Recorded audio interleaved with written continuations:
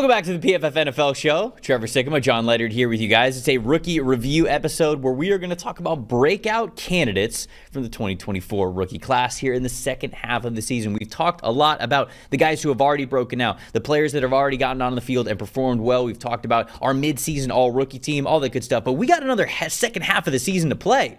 And I think there's going to be a handful of rookies that are going to get in on the action, and we're going to have a lot of fun watching them here over the next 9 weeks. Jon and I are going to talk about 5 each. We haven't seen each other's list because we want to build up to suspense. So maybe it'll be a full 10 different guys. Maybe it'll be 8, 9. We'll see. I'm excited to talk about these guys. Jon, how you doing, my friend?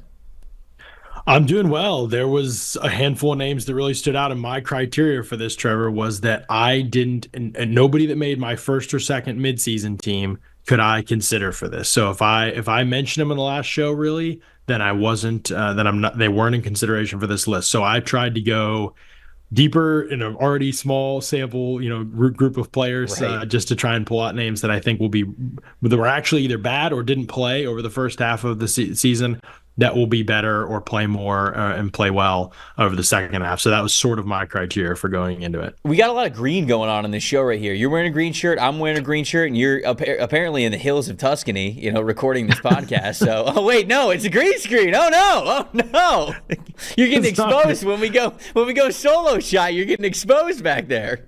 It's not a green screen.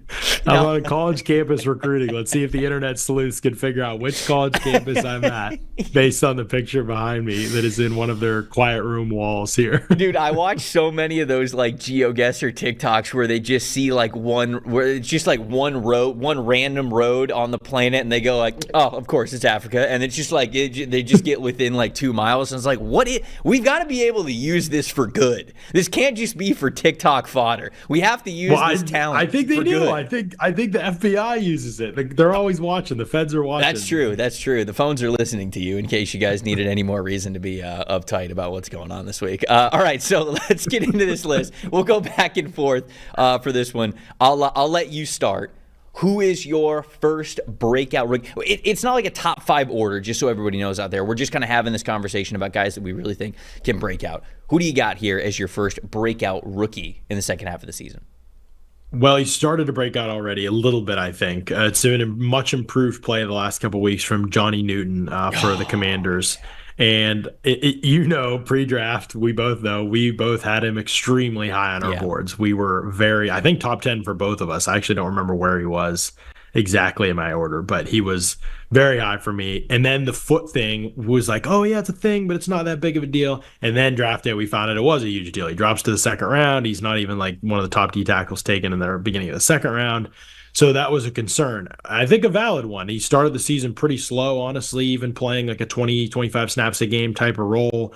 It was pretty obvious that he wasn't as explosive as he was when his last college tape was something that we'd watched during when we were in the evaluation process. So losing that explosiveness definitely changed his game a little bit, and sort of he had to adapt a bit, I think, early on. And the biggest way to adapt, I think, is by your hand usage and your power. And frankly, as a rookie, that's a pretty hard way to win right away for a lot of players. So he was fine, but he didn't look like anything like the player in college. And now we're starting to see there's a little bit more twitch there. I still am worried if he lost some athleticism or if he's going to regain or recover that after all the foot issues that he's had. But I think right now, just watching the sheer power, he is push-pulling guys. He's bowling guys backwards. He's knocking guys out of the way. And he still has enough quickness and agility to get around players too. So just the pass rush skill set that's there, I think, as he learns to read blocks a little bit better in the run game, I think that part of his game is going to improve. And just based on I'm just trying to play the evidence here. I've never been wrong on a prospect, and so I'm probably not going to be wrong on Johnny Newton. And so that's why I feel like he's going to be higher.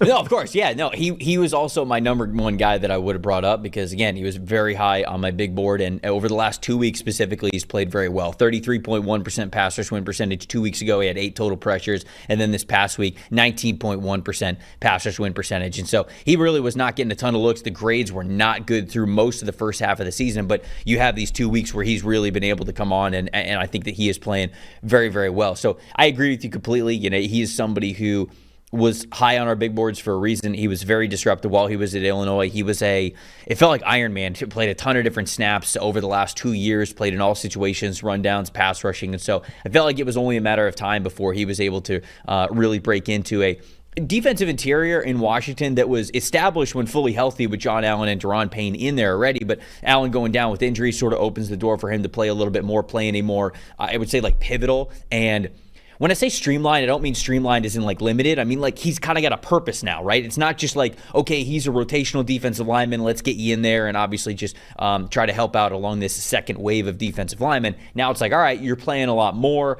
We have a role for you. Like we want you to be the pass rusher here on this play or things like that. So I think that getting in that role is important for him, and he's shown a lot over the last couple of weeks. So I like that shout out. I think that's a really good one. I'll go with a similar one for my first pick.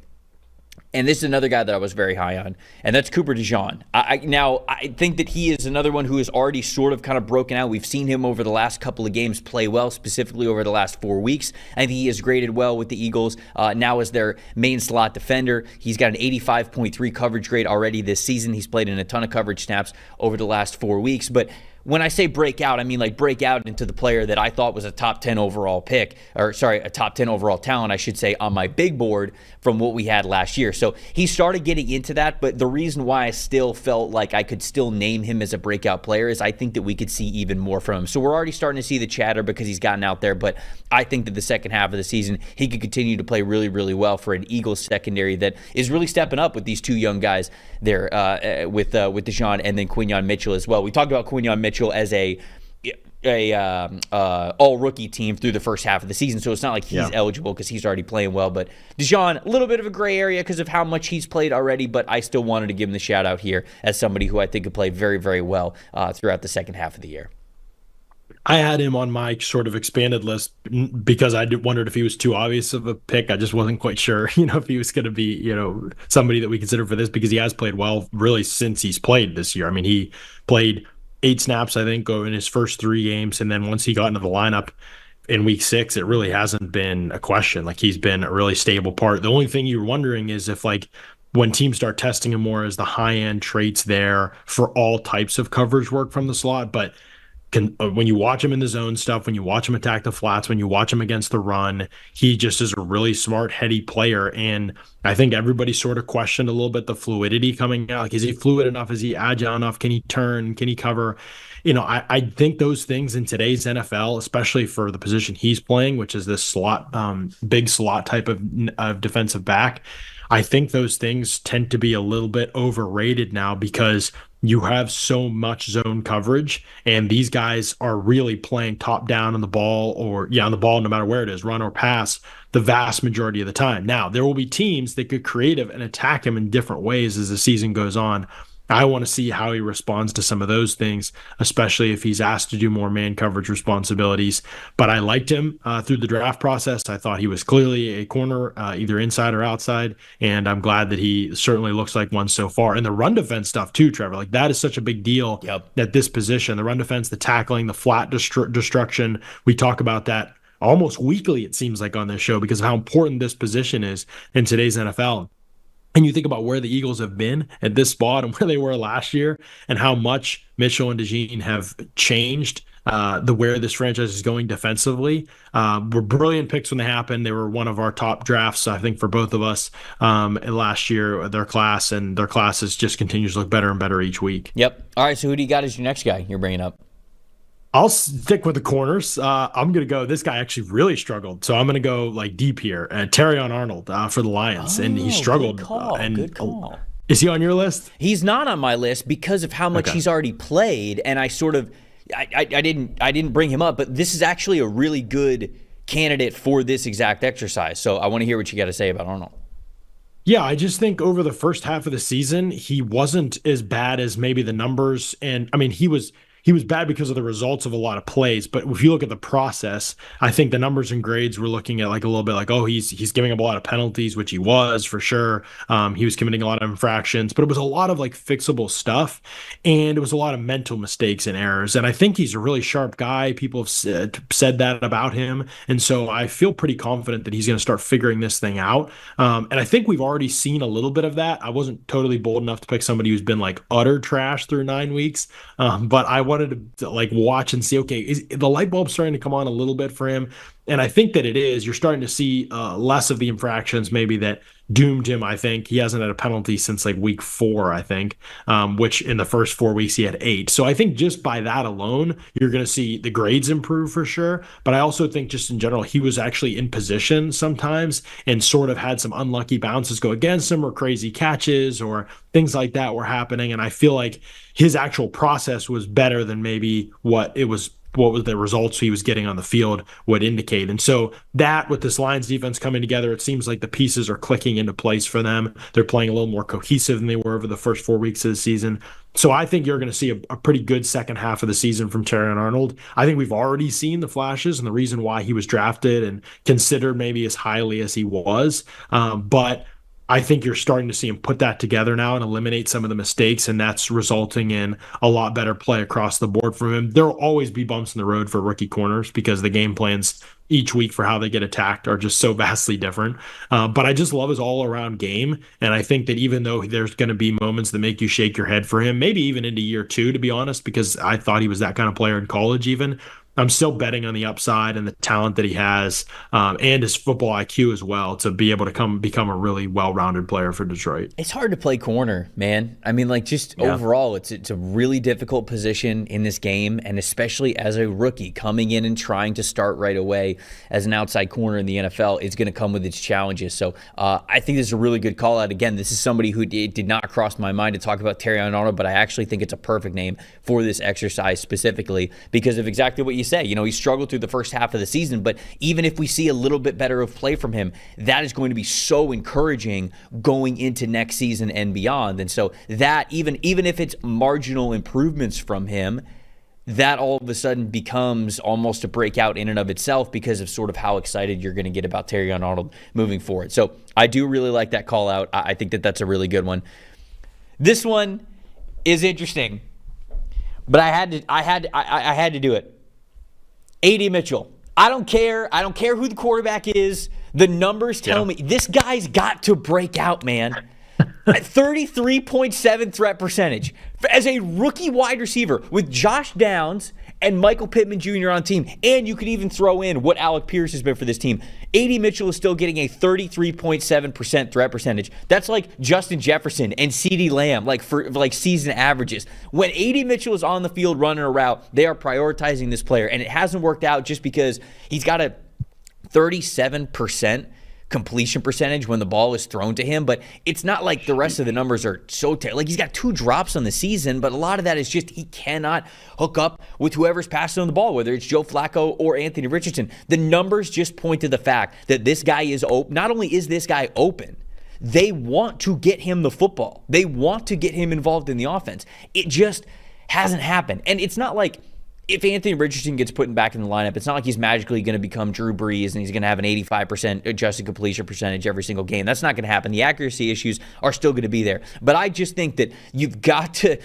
regress to the mean or upgrade to the mean even when we talk about A.D. Mitchell, because the numbers are there for this guy to break out. They really are. They want him to break out. They're trying to lean it into this direction, and he is open. You watch the tape throughout the first half of the season. Like, this dude is open. They just cannot get him the football. I think that time is coming, and we're going to see it at some point, some stretch of the second half of the season. So, A.D. Mitchell, damn it, let's make it happen here. Let's get the man the football.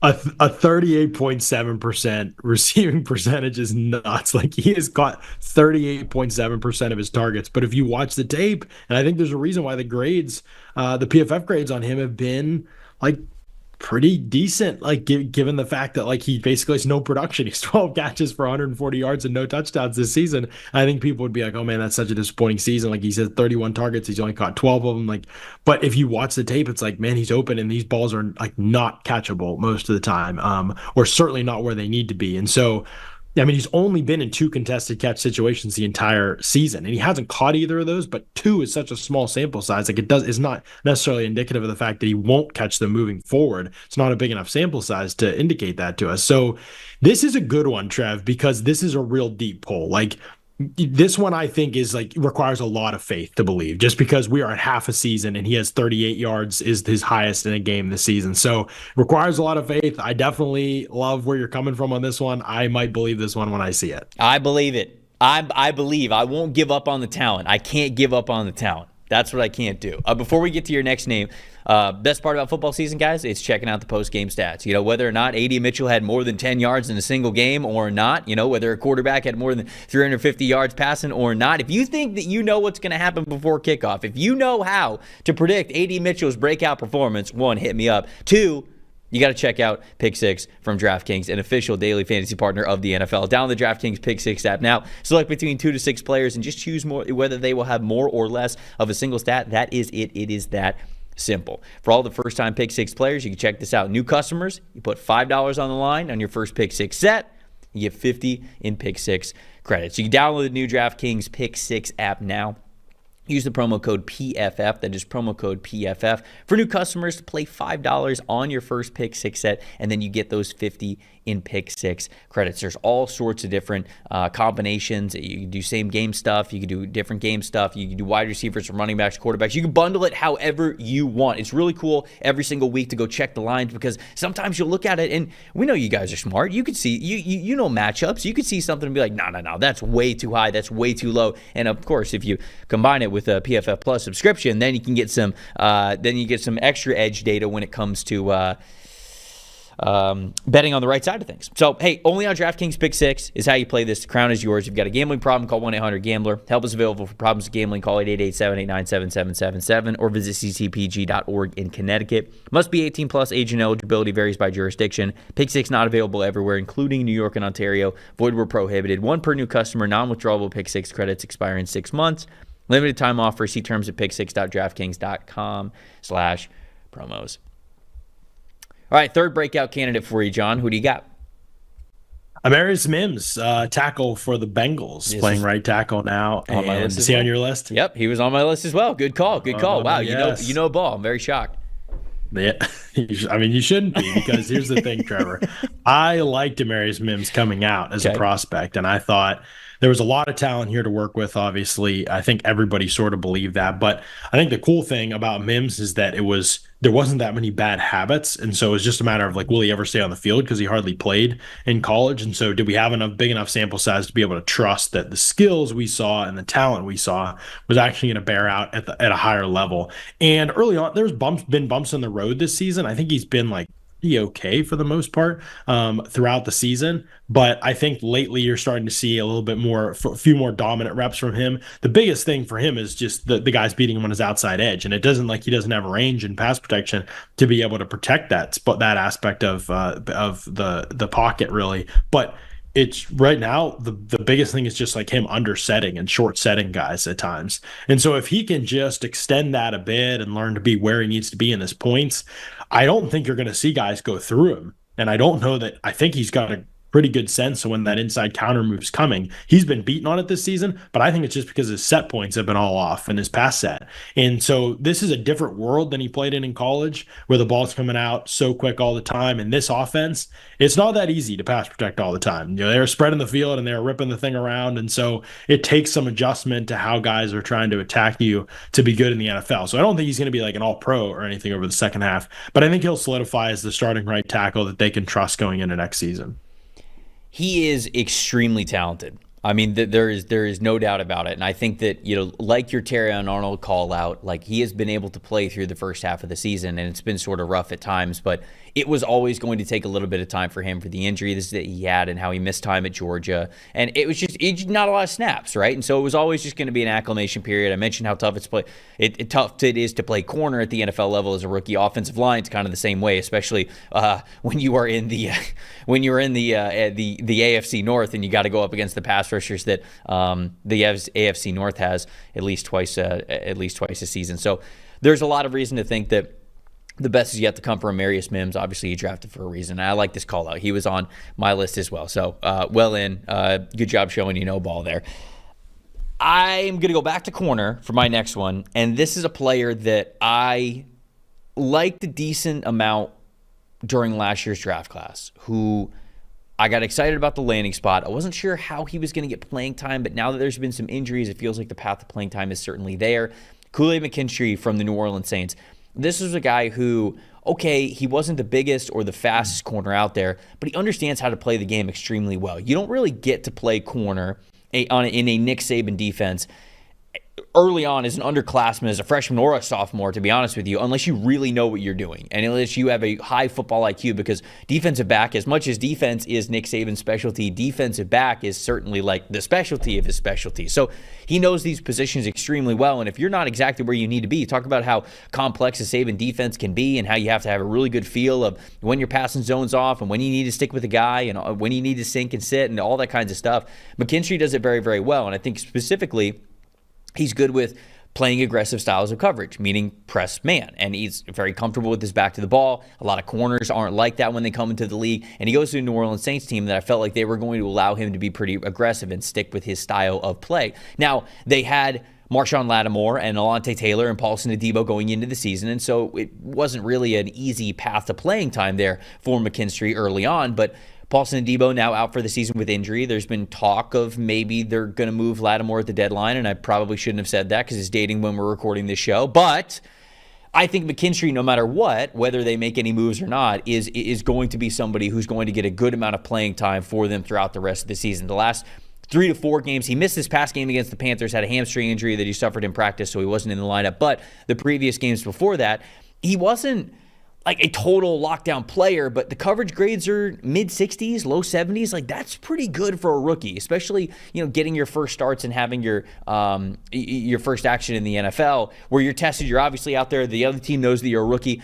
I just feel as though McKinstry's football IQ and his preparation, the game's not going to be too much for him. So I think this is somebody that now that he has a path to playing time with Paulson Adebo now out for long term, I think we're going to see a really steady, strong corner who's not going to give up a lot of receptions, not going to give up a lot of big receptions, I should certainly say. He might not have a ton of interceptions to him, but the forced incompletions I think are going to be there just like they were for him in college, and I think it's just going to be really steady coverage for him even as a rookie in the second half of the season. So I'm going to go with Kool-Aid McKinstry here.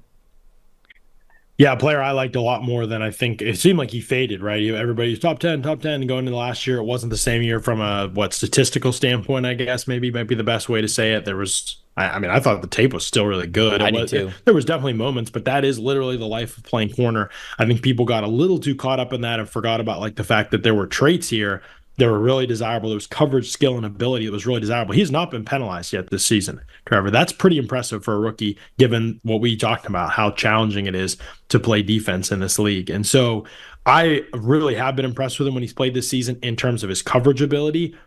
My big question, Trevor, is he going to play 100% all the time? Is he going to pursue plays that are away from him? Is he going to chase down the ball? Is he going to tackle? All of those things. The Saints just made a coaching change. They want to at least get their culture right finishing the year. And for me, McKinstry has tons of talent, but I have noticed at times this season, like he is loafing or he's not chasing the ball or, another guy's catching. He has an opportunity to get on the tackle. He doesn't do that. And so that is going to be the part of his game that I am watching for the most over the second half of the season, in addition to the stuff you talked about. But I really want to see from him, is he going to be somebody that they feel like they can trust for the complete job of the position? Because if he can do that, I 100% think the coverage ability is there. It's just that other stuff that's a little uncertain to me. All right, who's next? Number 4 for you.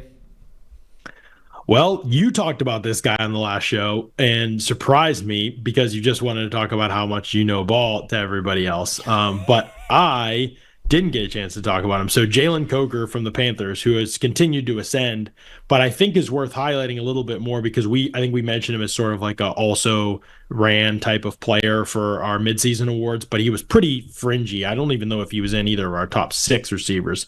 And I'm not saying he's going to get there because it's a great receiver group, but as I looked across, I feel like we had to mention a receiver in this podcast. That would have been heinous if we didn't, given how many good ones there have been.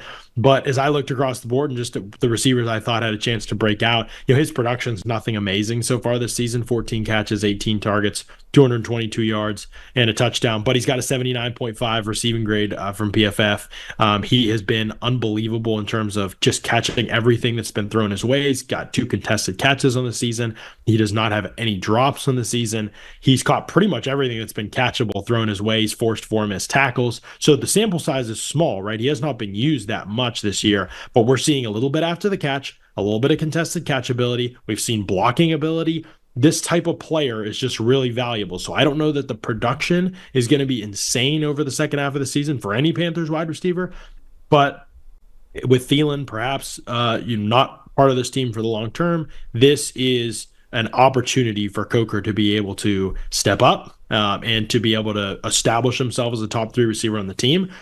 Some would say he's maybe, and we'll see what it looks like over the second half of the season, outplayed Xavier Legette a little bit, who I think Legette's been okay, but the hands are a real question mark.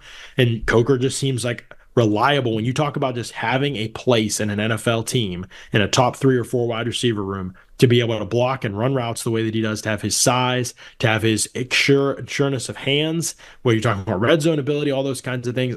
I just think there's a really complete, solid player in here. And the ceiling is probably never going to be a great player, but I just think this type of player is so coveted around the league, and it's such an important piece for teams to have because it is less about his individual production and more about he gives you optionality as an offense, and optionality as an offense is everything in today's NFL. And the Rams have literally made that a hallmark of teams that are drafting, like find wide receivers who give us optionality with the way that they've drafted, the guys they've brought in, everything like that. So I think that is one of the more impressive things when it comes to Coker, is that he's going to give you all that to your offense.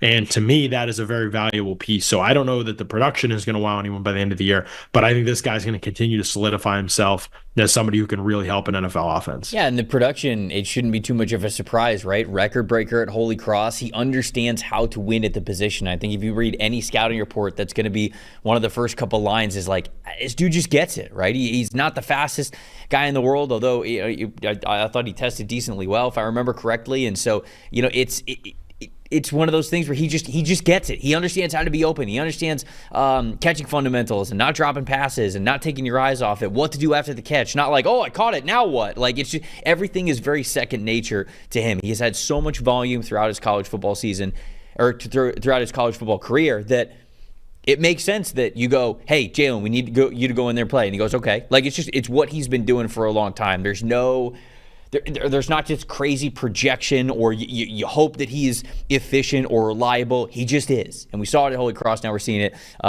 with the Carolina Panthers. So I still think it's a good call out. Before we get to my next guy, who is a receiver, I'll throw another receiver out here. But before we get to that, there are some things the school doesn't teach you, right? Like how to handle the financial world. I know some people I've talked to my friends about. It's like, oh, why were we taking classes about, what to do with finances or how to do taxes instead of taking, pre-algebra? I never used that stuff. I could have used some more practical stuff. Now that you got a plan for your success, for your future, that also includes your kids. Fabric makes it easy for you to set up an investment account for your child that grows with them and helps them prepare for their financial future. Fabric by Gerber Life was designed by parents for parents to make it easy to plan for and manage your family's financial path.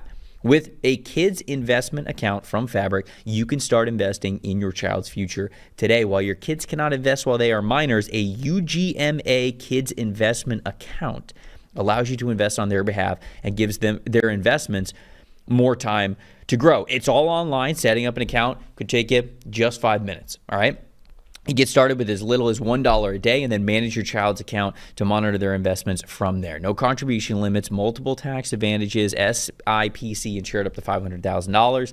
Plus, there's no commissions and just a low, flat monthly fee. You can share your child's unique gifting link with friends and family as well. So, like, instead of, giving gifts or things, they can get this, and they'll outgrow the birthday and the special occasions and things like that, but they can help grow your child's investment instead as a potential gift there. Just something to think about. Join the thousands of parents who trust Fabric today to protect their family. Start investing in your child's future at meetfabric.com/PFFNFL. It's meetfabric.com/PFFNFL, MEET fabric.com/PFFNFL. This is a paid promotion for the Fabric UGMA product and not Fort Investment Advisory Services. Portfolios are managed by Fort Washington Investment Advisors, Inc. Custodial services provided by Apex Clearing Corporation. All investment is subject to risk. Terms apply. Learn more at meetfabric.com. I felt like this was the more obvious wide receiver pick here for us. Ricky Pearsall, right? I mean, Pearsall would have. I don't know where you were at when it came to Pearsall in your wide receiver rankings, but Brandon Ayuk now down for the season. They're obviously still going to have to lean on their passing game beyond Deebo Samuel and George Kittle. Those are two good options to obviously be able to throw the ball to. What's going to be in the mix if Christian McCaffrey comes back for next week? But Ricky Pearsall, I think, is still going to be a factor for this team. Over the last 2 weeks, which are the 2 weeks that he has played so far this season, he played in 48 snaps and then 40 snaps. The wide receiver usage, the threat percentage, it was right around 20, I think 16.7 this past week. And so it's not like the guy's lighting the world on fire, but they picked him in the first round for a reason, right? And that's not to say that this rookie season has to justify why you took him 31st overall. I think you took him 31st overall because you wanted to make sure that you had that flexibility at wide receiver depending on what was going to happen with the Deebo, with maybe Deebo Samuel situation, with how long he's going to be there. Certainly Brandon Ayuk, the contract hadn't been signed yet, so you wanted to make sure that you weren't, caught off guard or didn't have a plan B or anything like that. So having Ricky Pearsall there, they've still got Juwan Jennings, who I don't think is hurt, although now I'm saying it out loud. Is he hurt? I'm not sure. But even when Juwan Jennings is there, again, you drafted Ricky Pearsall for a reason. And so he is going to get in the mix more and more over the second half of this season. Certainly him recovering from the incident with him getting shot was just wild, and then him getting up to form and where he needs to be able to play NFL football. He finally has been over the last couple of weeks, and now we're going to see I think a really good second half from him moving forward. So I'm expecting pretty big things from Ricky Pearsall, at least from a getting into the lineup standpoint. I don't know if it's going to be like rookie of the year type of stuff, but he, to me, is somebody that they prioritize where they did 31st overall for a reason. So I think we're in for a second half of the season breakout from Ricky Pearsall here. It's probably one of the most important second halves of the season of any rookie, right? I mean, Ricky Pearsall, 24 years old already, was drafted in the first round by a team that needs to win the Super Bowl this year, like that. And now Brandon Ayuk is out for the season, and he is, as you said, going to play. So, yeah, I mean, in terms of what you're projecting, I think that really goes back to what your pre-draft opinion probably was of Ricky Pearsall, plus the obvious opportunity that he's going to get. So far this season, he has 7 catches for 59 yards in 2 games. He hasn't had a contested catch or even been in a contested catch situation. He hasn't forced a missed tackle. He's not done anything after the catch. Like, we haven't really seen any. It's been like pretty elementary stuff what we've seen from him so far. But again, if you were high on him pre-draft, which I was not particularly, if you were high on him pre-draft and you notice the opportunity that he has coming in, the collision of those two things means he will be one of the rookies to watch for sure over the second half of the season. And at 24 years old, with a prime opportunity in an offense that has thrown the ball well and, is a machine, you should be able to make an early impact if you are the guy that they obviously thought you were. And if you can't, then that is probably not the best sign moving forward. So I don't want to put too much on him. Like, I'm not saying like cut him if he doesn't do anything over the second half of the year or anything like that, but I just think it's going to be a big second half of the year for him. Like, I think he is the type of player that you would expect to hit the ground running in the NFL. If you didn't expect that, you should not have drafted him in the first round. And now that he's healthy, he has a clear path to a big role for this team, even if Jennings is healthy. Like that's going to be the case. That now that that's the case, like this is a second half of the season to keep both eyes on, because there were a lot of wide receivers taken and many taken right after him that have already played pretty well and shown a lot of stuff. And so if the 49ers took the wrong one, that is going to be something that contributes to a lot of factors have already contributed to, but contributes to a window to win a Super Bowl that seems to be closing right now. And so that his play over the second half of the season is a massive factor, and is one of the most, if we were just saying important rookies to watch, I 100% think he's on that list. All right, so your last rookie here. What do you got? Last guy that we're thinking could break out in the second half of the season. So for me, it's Jackson Powers-Johnson, who I was really high on pre-draft and has played better recently. I think playing guard, that is an adjustment, I think, for anybody who's coming to the NFL. But getting to get back to playing center, I think he was already improving at guard, and getting to get back to playing center. I mean, it's not a surprise that in his first full game at center in the NFL, he just posted the PFF grades that he did against the Bengals: a 90.6 overall grade, a 91.7 run block grade, and a 78.4 pass block grade. Now, some of you may mention the Bengals defensive tackles are slightly cheeks. That is true. However, I still feel like this is one of the more talented center prospects we've seen in a while. It's just going to be about consistency when it comes to pad level and hand usage for him. Those were always the things. He could do it in college. You could see it. But just consistency in doing those things was the only question I really had with him. Like, he has all the tools. And so he was the highest upside center. Frazier's been the best center and was the best as a college player, I thought. So it was just a matter of where this center thing goes, because Graham Barton, he wasn't even a center, so like it was hard to college that much, and so it was hard to say like where he was going to be. He's the most athletic, so actually I guess if you're going to say just raw upside, but he had to learn the position. Powers-Johnson had all this talent and ability as well, and then you have Frazier in there. So where those three end up is going to be a fascinating like subplot to this whole draft, because Frazier's been obviously amazing as a rookie, and he'll be back soon as well to compete in this. And if Powers-Johnson is going to stay at center for the Raiders, I think that is going to be a great move for them, and where I'll end up long term, obviously. And so I just really like the direction that all three of these players are heading in. We already mentioned Frazier and Barton, and so I felt like with Powers-Johnson starting to turn the corner, number one, and number two, perhaps being able to play his actual natural position over the second half of the season, that stood out to me as something worth highlighting for him as a guy who I think is going to have a really good next couple weeks. He's had some impact performances already. You were right. And I think that this is a good breakout candidate, because this is somebody that, when we watched him in the Senior Bowl, he was just wowing everybody, whether he was a center, whether he was a guard, whatever position that he was at, he was just absolutely dominating. Then a little bit of a slow start, obviously, with him not in the lineup the entire time through the first half of this season. I think that you are right. This could be a massive 9 weeks for him to really establish himself as one of the cornerstone positions for this team moving forward, and they don't have a lot in Las Vegas at this point in time. So I think it's going to be really important for them to establish him. Brock Bowers obviously already has, but like those two guys specifically, to be able to build around with that 2024 draft class, I think could be huge for them. So I like that. This last one that I'm going to throw out to you, a little bit of a deep cut. I'm going to go with Ben Sinnott, the tight end for the Washington Commanders. I think that we're in for a little bit of a breakout here for Ben Sinnott, because over the last couple of weeks, he has been playing a little bit more, getting a little bit more emphasized in the offense in the passing game. I think it was 3 weeks ago against Carolina. He went 2 for 2, had 2 targets, 2 catches, ended up getting in the end zone. Didn't play as much on the offensive side of things the following week against the Chicago Bears, but then this past week against the Giants had another catch for 12 yards. He's grading pretty well when he is out there. Now, he's still sort of tight end 3 when it comes to the pecking order of how often he's getting into the game. But I wonder if we just really start to see Ben Sinnott get in there a lot more. Again, when I say breakout, I'm not necessarily saying he's going to contend like rookie of the year types of stuff. But for what we have seen from Ben Sinnott, with him already sort of getting onto the field, I think we're going to see a little bit more.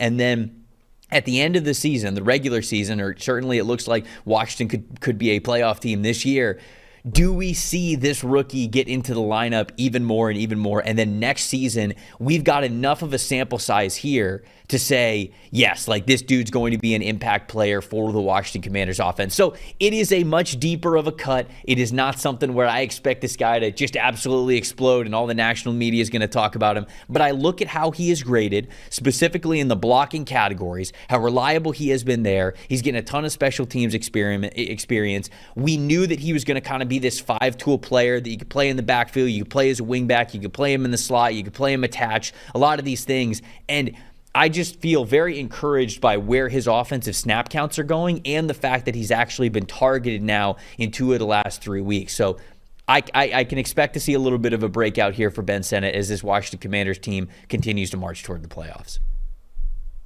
Man, you went bold, Trev. I'll give you that. Like, these guys have, like, I mean, he's really not done anything in terms of production standpoint. Right. But it's funny that you say that. I actually looked at the list and I was like, that's a guy I wouldn't be surprised if he does something. My rationale for not picking him was just that I don't think it's going to be significant enough that, like, I'll look smart at the end of the year. And, you know, I just care about looking smart at the end of the year. Of course. No, self-preservation is the most important thing. Yeah.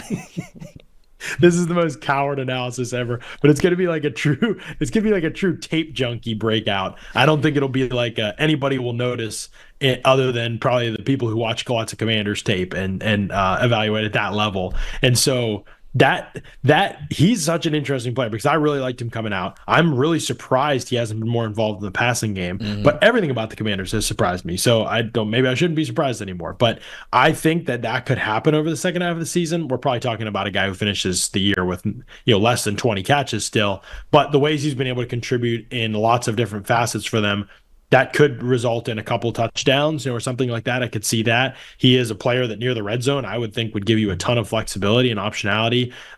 Really, really good athlete. They haven't really even leaned into that part of it yet. And I think that's kind of sort of there for them to try and take advantage of at some point. So I like the player a lot. I wish I had like some more faith that it would be this season. I definitely think it could be eventually. But if it's this season, that'd be really fun because this is already probably one of the most fun teams in the league, and he's a piece that hasn't really even been maximized yet. So if they get that part going too, and they get him involved, and they have more layers of fun to get to, Trevor, and that's really what we're all about on this show. It's just maximizing fun. I had 2 other players that I sort of like had on my list that if you took a number of mine that I could have gotten to.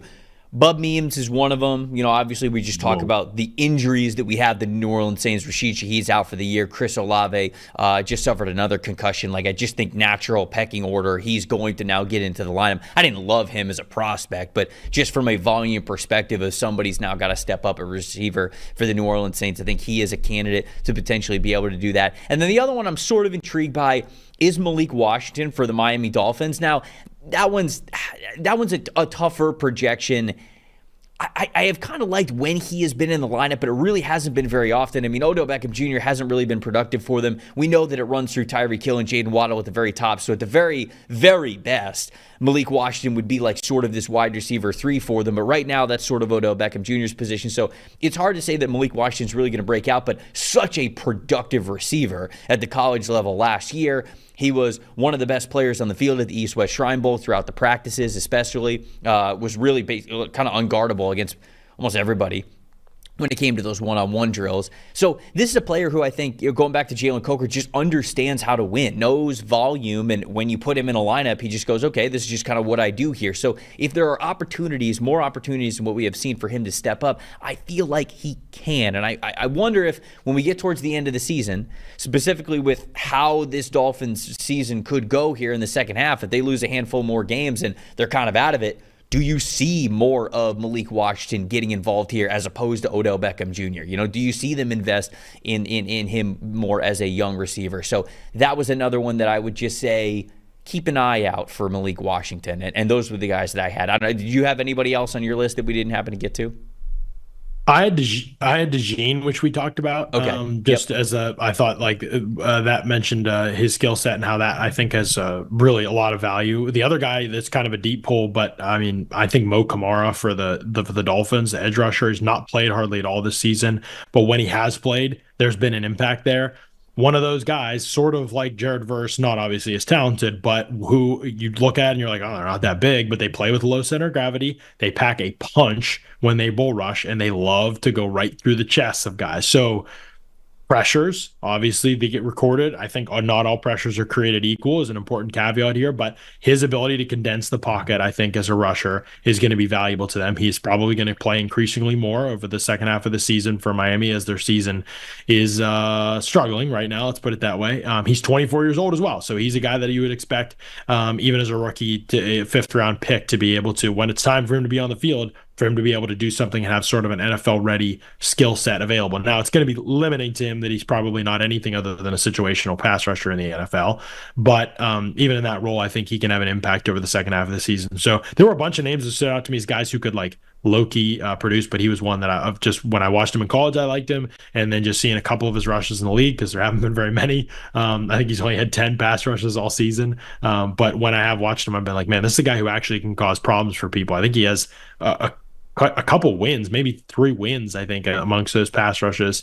So I think the second half of the season for him could be bright if they let him play. Go follow all of Jon's fantastic work, the Audibles and Analytics Substack, as well as the Audibles and Analytics podcast. He also does the Read Optional podcast with Ollie Conley. You can check out all that great stuff over there. And then you can check out all the great information that we have at PFF by going to subscribe.pff.com to get yourself a PFF Plus subscription. A lot of what we talked about here and how we kind of came to our conclusions comes from those PFF premium stats, but it's more than just that. It's the expert betting advice. It's the fantasy advice. It's the NFL draft tools. It's the free agencies tools, all that kinds of good stuff. For Jon Ledyard, I am Trevor Sikkema. Thank you guys so much for watching and listening to this week's rookie review here on the PFF NFL show. We will see you same time next week. See you guys then.